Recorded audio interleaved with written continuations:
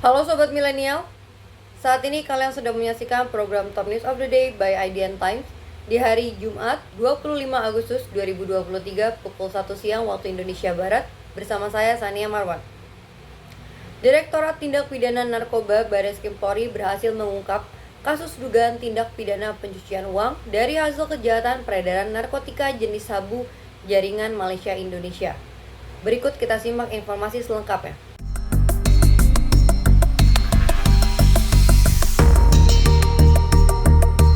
Kamis 24 Agustus kemarin, Bareskrim Polri menangkap seorang bandar narkoba jenis sabu jaringan Malaysia Indonesia bernama Fauzan Afriansyah. Dalam kasus ini pun terungkap adanya dugaan tindak pidana pencucian uang dari hasil kejahatan peredaran narkotika.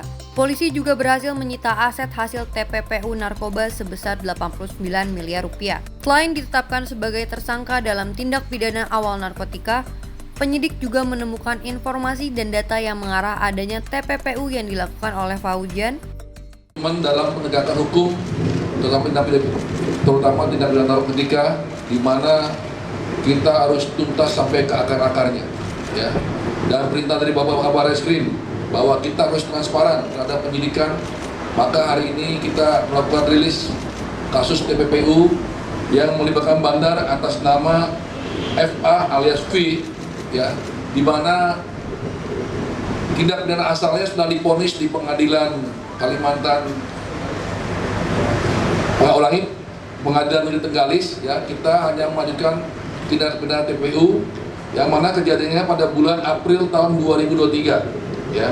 Adapun kendaraan atau alat bergerak yang kita berupa kendaraan motor, terus mobil dan uang sebanyak 5,8 miliar dan semua aset-aset yang disita oleh penyidik berupa tanah dan bangunan, mungkin dapat dilihat di slide, ya. Total semuanya adalah 89 miliar 62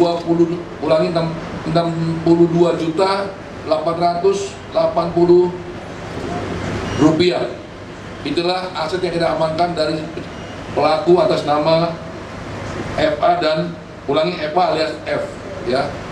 Berarti yang sering kami dengungkan bahwa Direktorat Narkoba selain menyelamatkan para korban narkoba untuk direhab, kita juga berkomitmen untuk memenggal para bandar dengan tindak pidana TPPU atau money laundering sehingga seluruh asetnya dapat disita dan dikembalikan kepada negara.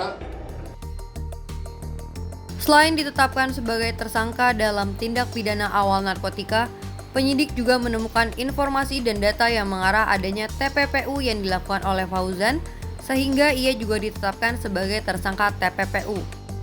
Kasus TPA narkoba yang dilakukan 6 tersangka itu sudah diadili di Pengadilan Bengkalis dengan hukuman penjara seumur hidup terhadap A alias ALS dan MN, 20 tahun penjara untuk MD dan HRD, sedangkan hukuman penjara 12 tahun serta hukuman mati dijatuhkan kepada MN.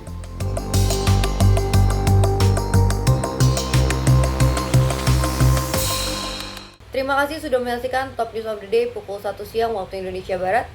Ikuti terus perkembangan berita-berita terbaru hanya di kanal YouTube IDN Times. Saya Sania Marwan bersama tim yang bertugas mengucapkan terima kasih dan sampai bertemu di Top News pukul 3 sore nanti.